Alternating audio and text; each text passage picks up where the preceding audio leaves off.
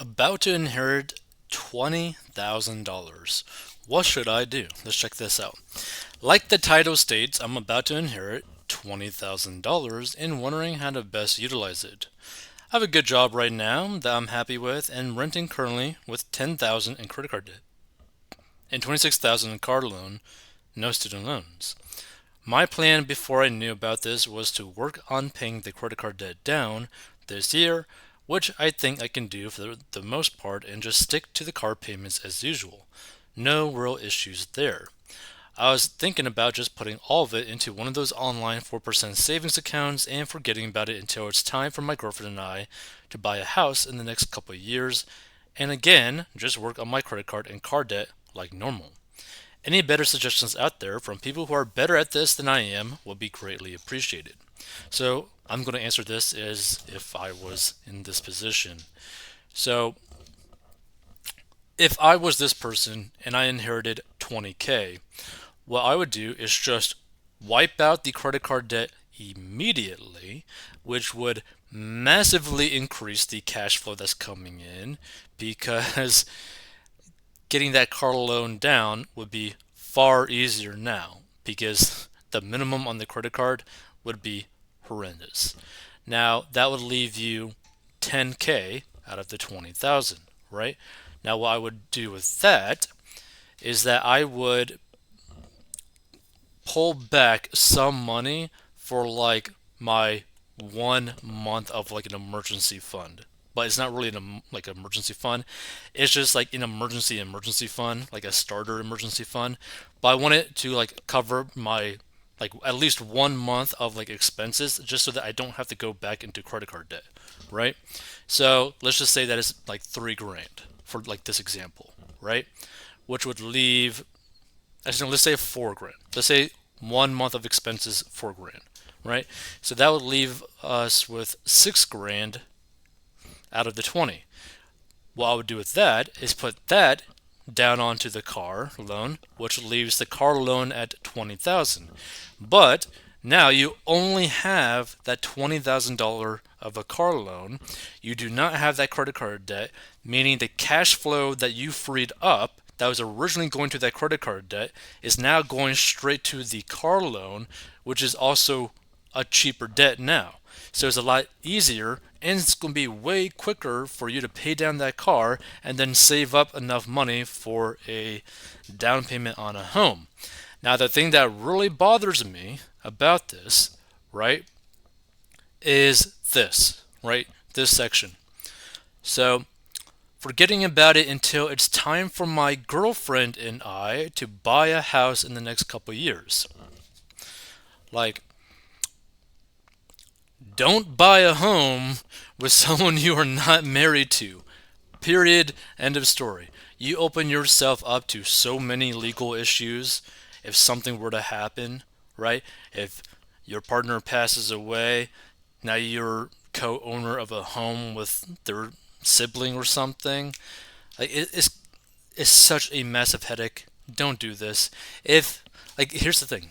If you still don't want to get like married at that point, you have one of you be the sole owner of the home, sole owner, but you rent it out to the other person, right? You could do that.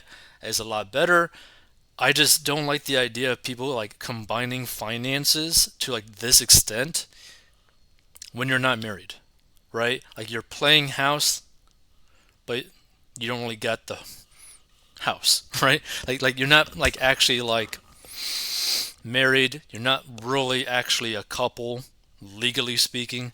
Now, in some states, it gets a little bit iffy, right? Because in some states, I believe if you were to live underneath the same roof for like 2 years, sometimes maybe only even like a year with your spouse, they automatically become like a 50% owner. I forget which states, I don't feel like looking it up, but I do know that there are some states that have very weird cohabitation laws in terms of like what actually happens.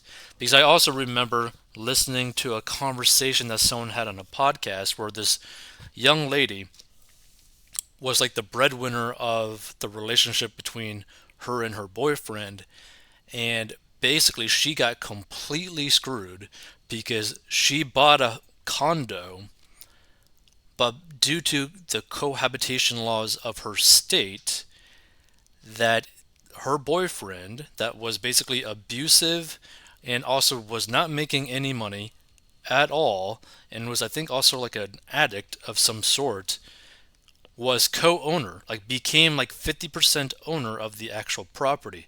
And I believe for her to actually get out of the property, he like she had to like somehow convince him to agree to have the property sold because he became a co-owner of it, again due to the cohabitation laws.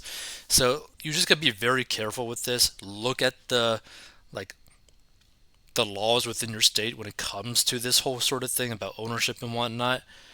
But do not buy a home with someone that you are not married to. It is so dangerous. Now, also, like this person's like so focused on like trying to put the money away towards like savings accounts, right? These are the 4%, which, by the way, personally, I am holding a crazy amount of cash into one of these accounts that pay a really good percentage. But the thing is, it still doesn't beat inflation. Inflation is still horrible right now, right? So even though it's nice to earn some like extra money by doing literally nothing, it's still not technically beating inflation. Like you're still technically losing money. Even if you were to put the money into these accounts that are paying the 4%, you're still losing money. That's how sad the situation in the country is. Like savings accounts, like the fact that savings accounts have roughly a 4% savings right now is not a good thing. It's really not a good thing. But again, it's not enough money to really justify it. Like 4% of 20,000 is basically nothing, really. Like it's not life changing at all. Like you could probably barely actually get anything worthwhile from that. So it's like it's just not worth it. Like you would end up making a higher return by paying off your credit card, right? Because the credit card is like a 29%, potentially over a 30%. But you want to put that into an account that only pays you 4%.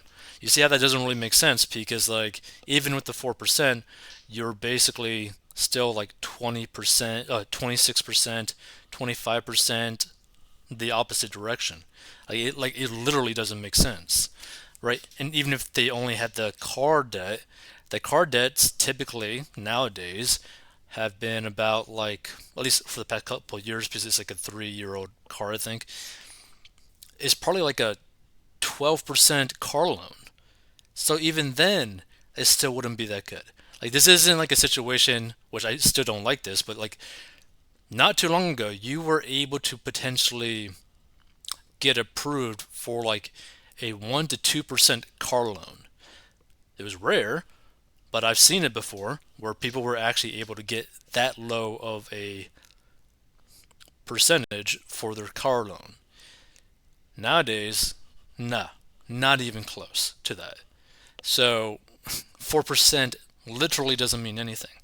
You are still way in the negative by your current financial situation. So if that was me in this situation where I inherited the 20K, I would pay off the credit card debt completely. I'd hold back 4 grand for my first months of expenses as like an emergency fund, and I'll put this other 6K straight onto the car loan, and then just do everything I can to pay off that car loan. These is just constantly going down in value. But let's check out some of these comments. Pay off the credit cards. Yeah. They basically said what I said. It makes no sense to put money into a 4% savings account when you're paying 20+% on credit cards. The same may be true of the auto loan depending on its rate. Yeah, this is basically exactly what I was thinking. Because like the auto loan situation is just so absurd where they're practically credit cards now in terms of like their interest rate. Like it's insane. See, I still have zero clue why people think sitting on credit card debt is no big deal. I see it done so often it's mind-boggling. Even a close family friend used to just run up their cards as if it didn't matter, then wonder why they're always broke. Like The thing is, from my understanding, the reason why people do this is because it just doesn't like click in their brain as to how credit cards really actually like work, right? And you know, I had a family member that long time ago thought the credit card balance was like free money. They didn't realize that money is lent to you by the credit card company, meaning that you have to pay it back. So, like, let's say that they had like a $5,000 credit line, like credit card balance. They didn't realize that, like, oh, like I got a credit card limit of like 5K. That means I can go to Walmart and just spend money whatever I want to spend and not care about it. That's not how it works. It means like you could borrow up to 5K, but you got to pay it back. you know? But some people just didn't even like don't even know that. Like some people literally just do not even know how credit cards actually work where they are just basically loaning you money, right? And people also really don't understand just how bad the interest rates on these cards and what that means, right? Some people don't even pay attention to that. It's like, oh, they're like, oh, 29% APR. Who cares about that? Blah, blah, blah, blah, right? When if they start putting on like a couple $1,000s on a credit card with like a 29% APR or like a 30% APR, you're potentially going to start spending like potentially hundreds of dollars a month on just the minimum, right? Which means that you could potentially spend like 10, maybe 15, maybe 20 years to pay off a credit card that only has a few grand technically on it. Like you only spend a few grand, but it's going to potentially like take you like a quarter of your life to pay it off. Like that's crazy when you think about it. Let's see. You want your $20,000 to earn $800 and slog off paying off debt that has interest on it. Clear the debt, you don't pay any interest. Again, right? Like this is what I mean. Like the 4% of the 20,000 is nothing, right? In the grand scheme of things, it is nothing because what they are probably paying on just the minimum of their credit card, right, is probably multiple thousands of dollars a year, right? So this $800 would mean nothing in their situation. Like it does nothing in their situation.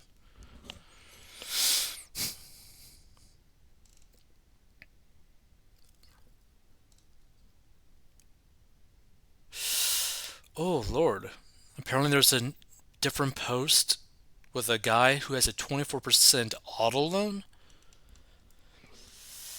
That's crazy.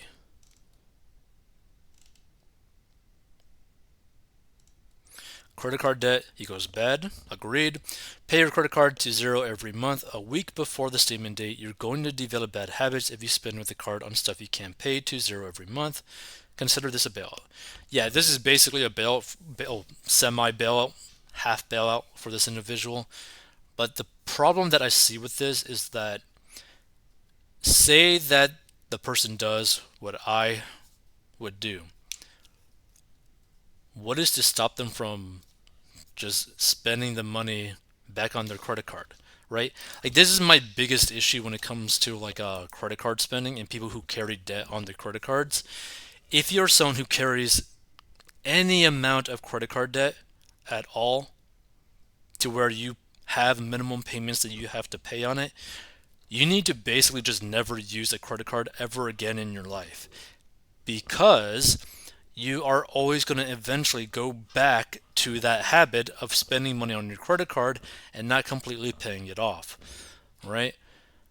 Like, there's just some people, and not just some, there's like almost nearly half of the population that cannot use credit cards. Like, they shouldn't, right? I mean, they legally can, but they shouldn't, right? Like, most people should not have chips inside their home because they're going to eat it, right? And then they're going to get super, super chunky.